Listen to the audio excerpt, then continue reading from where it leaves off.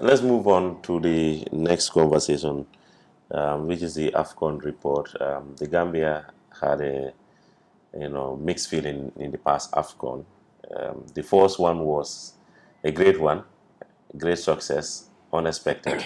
The second Afcon, unfortunate we couldn't progress to the last 16. But having said that, how will you sum up Gambia's performance before we talk about the report of the Afcon? Well, the performance wasn't up to expectation, as all of us envisage. But I guess that is football. It is not desirable to go into a tournament and you did not even secure a point. You lost 3 matches, or we lost 3 matches.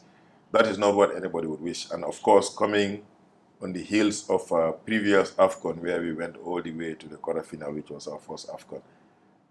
But yeah, so not the desirable results, and I guess lessons have been learned from both ends, technically, management-wise, on what needs to be improved, and of course, player profile also.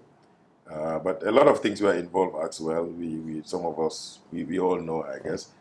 But it's a lesson for both the coach, the management, and the ministry on our side. And hopefully, as we get into another AFCON, we look forward to qualifying, and we look forward to doing better and getting up there. But I will hasten to add that our post performance should not be a yardstick, because anybody who follows football knows that what we did there was unprecedented. To be the lowest ranked team, getting to qualify and getting to that level, it was great. It was a result that we all wanted, but that shouldn't be a yardstick that because we did it in the 2021 AFCON, it should have happened in the 2020. Is it because the Gambian football fans are so there to they are beloved Gambia? They think they're like English fans, just like the English. The English fans. Yes, that's part of it. But sometimes, but it's also a lack of knowledge. Yeah. So people don't just want to research basic things and understand. They just want to just see the superficial things, and that's what they use to judge. But I mean, some of the countries that have been to AFCON, there are countries that went there before us, and they still drop at the group level. Sometimes they lose matches, sometimes they get to the knockout and exit. But it's a transition. They eventually get there. We saw our neighbors starting somewhere else and getting to losing semi-final, and then eventually getting to the final and losing, and eventually winning the trophy. So everything is a progress. But when you want to measure your young team with some players who have not reached that level in football, and you want to compare them with others, it will be unfair. And that's why, yes, we always tell people we motivate them by giving all the hopes, but we also need to be realistic and temper our expectation to the level that we are in terms of football. And we hope that we will get there someday. We were not qualifying, we qualified, and we've had 2 successive qualifications. We look forward to a third one. But the expectations sometimes also need to be managed. Last time that happened, that a debutant went far to last 8 was only 2 nations that did it, and Gambia is one of them. So that can be understandable. Yeah. So the AFCON, the 2021 report is still not known to the public, and of course the 2023 report is yet to be published as well. What update can you give us? I know you had an interview elsewhere where you said 109 million was used in the last AFCON, but the final report is yet to be out because you are still yet to get all the, they are yet to tender all the things that are set to be tendered before everything will come into place. Can you give us updates regarding the Yes, two I mean, reports? this AFCON, the last AFCON, we would definitely share the report publicly, even though it was, I don't know what the percentage is, but probably 95% government funded, maybe 5% from the stakeholders, I mean the private sector, and the interest is there. What I said about the previous AFCON was clear. Government has a procedure in working. Government don't share reports. There is a financial expenditure. You go ahead with the expenditure based on the laid down procedures, and then the audit will go and audit. And once the audit is completed, then there is a process to circulate to the National Assembly, and then it becomes public. That is what we know. And that's why I said the 2021 AFCON was 100% funded by government. There was no partner who put in money, not a bank, not anything apart from of course, Africell, who came in as a sponsor for the GSM.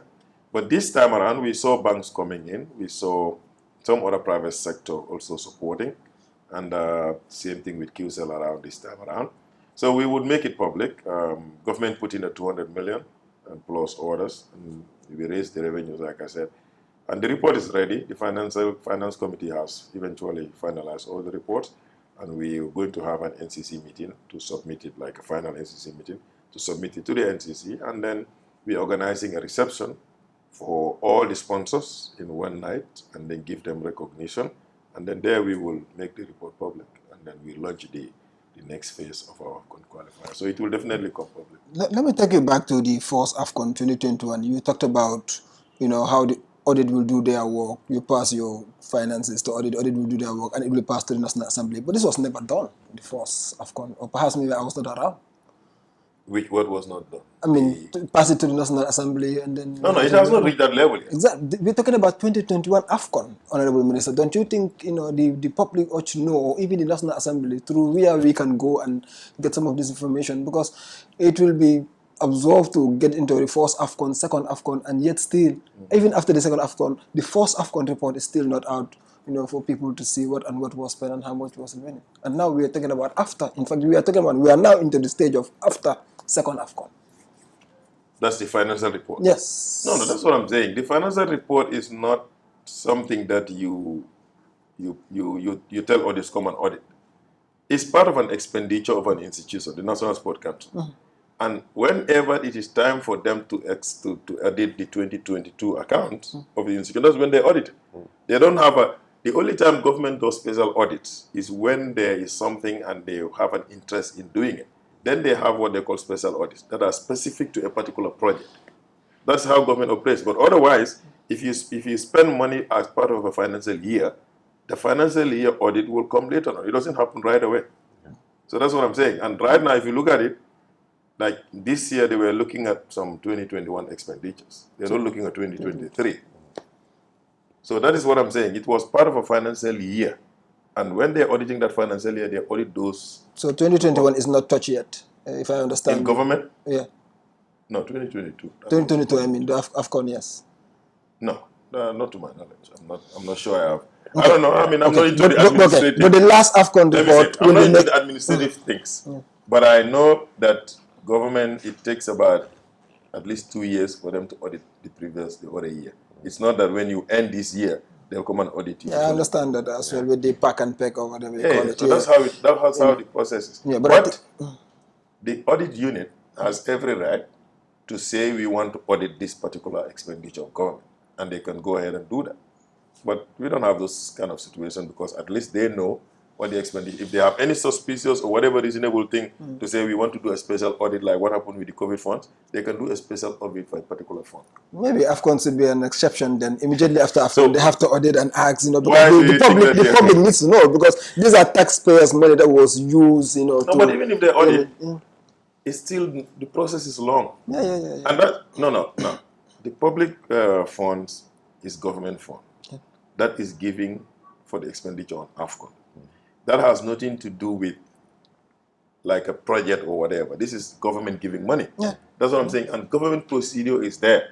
People want us to say it takes a little bit of time. Yeah, if we give you a report today, what will people? No, but people need to know. You also agree with me that people deserve to know how much was raised. Like I remember the last Afcon was like 400,000 was needed. 400 million rather was the target. 190 was spent. Harris Buddha's 109. 109, isn't it? Yeah, exactly. Something like that. But this is what I'm talking about. The public deserve to know that we were in the last Afcon in Cameroon. This was what was spent.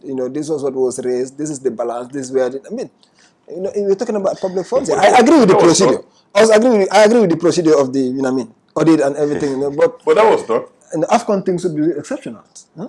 Why should it be exceptional? The government has a procedure. You don't exempt something. I told you the exemptions are there. The exemptions are only when there is a reason why they want to do it. Now, and people sometimes, if for instance today, our sport is private-led, the private sector comes in, and then we can talk about private sector having an interest in knowing but government spends and government follows a procedure. You don't tell government, no, break your procedure because of this. Yeah, first Afcon. They have a reason to break the procedure and do special audit, they will do it. First But Afcon. for this one, Second Afcon. Afcon, Some private sectors came in and then. So you'll be first time. So you'll be sharing the report very soon. I said that. I said we will. In fact, we're not just sharing it. We are calling them to a reception to appreciate them with some appreciation certificates or placards, and there we will. When is this going to be? I guess maybe right after the rainy season or before the rainy season. I'm not sure. I'm not. Now this is me talking. I'm not the only person that makes decisions. We work together and we decide. We were waiting for the finance committee. Yeah, the highest authority there, innit? Yeah, but there's a process. Highest authority in a normal circumstance, you speak last. You allow the technicians to tell you what is going on and advise. And do it as quickly as possible so that they can come forward in the next Afcon as well. No, they will come forward. I think what we've learned over the last Afcon is something great for the country. And I know people said, oh, the report was not out last year, people are not interested. But we actually saw more private sector coming in the last Afcon than any time in the past. With supports, 2 million, 1.5 million, a lot of them. And I think we raised about $12 million from the private sector. Yeah. Which is the first time. So but do you think 12 million is enough with all the No, it's not. It's not, but it's good that for a budget of 300 and something million, exactly. 12 million is very minimal. But that's why I said, even with the last Afcon, government paid in about 95% budget.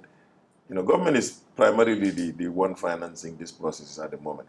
And yes, I understand, we always accept the economy, but we also want the private sector to come in. That's why anytime I have interview, I'll call on them to come in. And of course, we've seen changes now, but we want them to come in because you all are in sports sector. You know that everywhere in the world, sports is a private-led thing.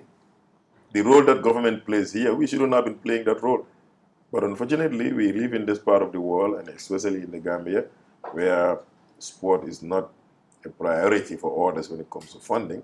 And government have to carry the burden, and we will continue to carry it as long as we can, until such a time that we have that understanding that even if you want to reduce crime, you want to maintain peace in the country, you want to develop economies, you invest in sport, you get it.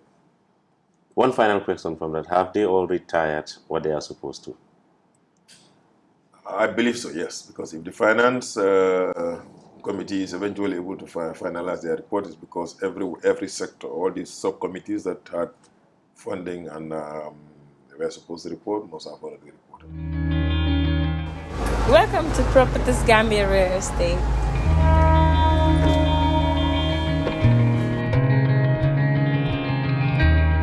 My name is Daniel Yusuf Samba. I'm the CEO of Properties Gambia Real Estate. Real estate has been going now for the past 4 years. It's been going very well. Our real estate is not just about selling lands, it's about development, building houses, things like that. So that's where I bring my expertise into the company.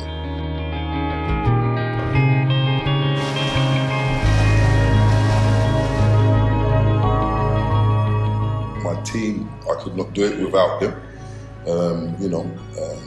In terms of experience, we work as a team here in Properties Gambia. We help each other to deliver. But my experience in the Gambia has been good, but it goes with its obstacles, just like anywhere in the world you're doing business. It's just about structuring and making sure you're delivering and so on. So when we first started out as a real estate, we were selling empty lands. That is no longer the case, and that was never my aim. We sell lands, we do sell empty lands, but now we are moving forward in terms of development and construction. So we build houses. At present, we're building about 4 houses, bungalows, story buildings. So yeah, it varies. Any of the clients that have gone through Properties Gambia,